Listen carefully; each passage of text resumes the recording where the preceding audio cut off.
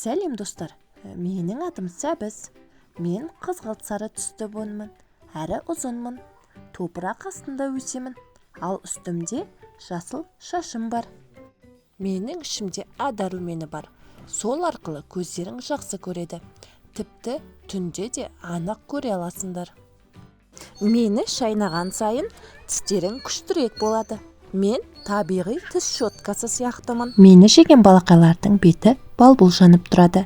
Шаштары да жалтырап тұрады.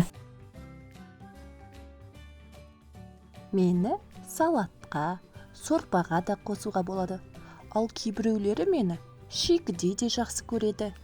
Менде С, Е, К дәрумендері бар.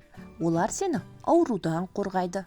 Мен сияқты супер қорғанысқа ие болғың келсе, Сәбіз.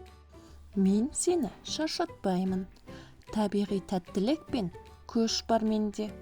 Сәбіз жесең, әрқашан көңілді, белсенді болып жүресің. Сонымен балақайлар, менің қаншалықты пайдалы екенімді білдіңдер ме? Бұдан кейін мені үнемі жеп жүріңдер, жақсы ма? Мен нағыз супер Сәбізбін. Сендер мені жақсы көріңдер. Келесі кездескенше сау болыңдар балақайлар.